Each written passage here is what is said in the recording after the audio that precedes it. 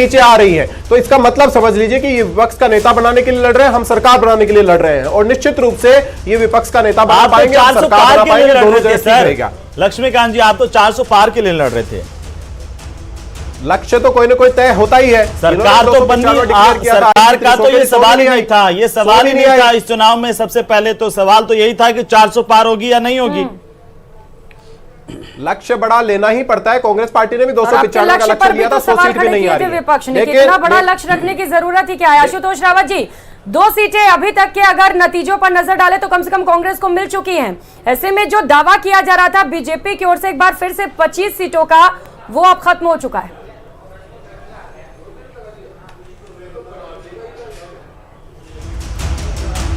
आशुतोष जी,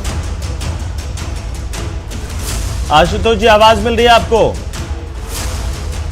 तो लगता है आशुतोष जी तक आवाज नहीं जा रही, फिर से जुड़ने की कोशिश करेंगे। लेकिन फिलहाल हम बता दें कि जो आंकड़े आ रहे हैं, चौंकाने वाले आंकड़े आ रहे हैं। करौली धौलपुर बीजेपी के हाथ से खिसक गई है, और साथ ही साथ भरतपुर सीट भी बड़ा उलटफेर हुआ है। ये पहले चरण में यहां पर वोटिंग हुई थी, और पहले चरण में आप देखिए कि किस तरीके से भाजपा को यहां पर नुकसान उठाना पड़ा है। यानी कि यूं कहें कि कांग्रेस के पास यहां पर खोने के लिए कुछ नहीं था। प्रियंका, ये राजस्थान जहां पर लगातार 2 बार से 25 की 25 सीटें बीजेपी की झोली में जाती रही हैं, एनडीए की झोली में जाती रही हैं। पिछली दफा देखें तो हनुमान बेनीवाल भी एनडीए के साथ थे, लेकिन इस बार ऐसा नहीं हुआ है। और इसके पीछे की वजह जिस तरह से बताई जा रही है, खुद बीजेपी स्वीकार कर रही है कि संविधान बदल देंगे वाला बयान उल्टा पड़ गया, या यूं कहें कि कांग्रेस पार्टी ने उसको मतदाताओं तक अच्छे तरीके से पहुंचाया। बिल्कुल, रिएक्शंस भी लगातार सामने आ रहे हैं। भजन लाल ने क्या कहा है, क्या रिएक्शन दिया है, सुनाते हैं।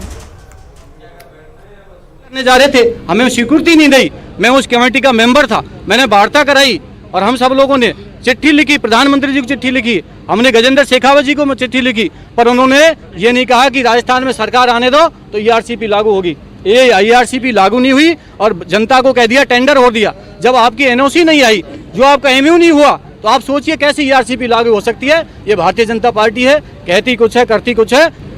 भैया ऐसा है, अभी तो रुझान आ रहे हैं ना, रुझान आ रहे हैं ना। राजस्थान में तो फेल हो गई ना। जहां राजस्थान में जो कह रहे थे 25 की 25, और किसी मीडिया वाले ने तो 25 की 33 बता दी, 25 की 33 बता दी। तो मेरे समझिए अभी तो नतीजे आने बाकी हैं।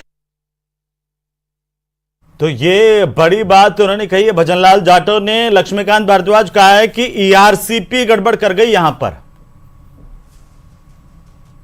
लक्ष्मीकांत जी, और इसमें सिर हिला रहे हैं चतुर्वेदी जी। अभी उनका रिएक्शन लूंगा। लक्ष्मीकांत जी, और ईआरसीपी तो लेकर ही भारतीय जनता पार्टी की सरकार, भजनलाल शर्मा जी की सरकार आई, और सरकार बनने के 2 महीने के भीतर 45,000 करोड़ का प्रोजेक्ट राजस्थान की जनता के लिए लेकर आई है। ये तो केवल भ्रम फैलाने का काम करते हैं। अपनी सरकार में केवल भ्रम फैलाया, कुछ नहीं किया ईआरसीपी को लेकर।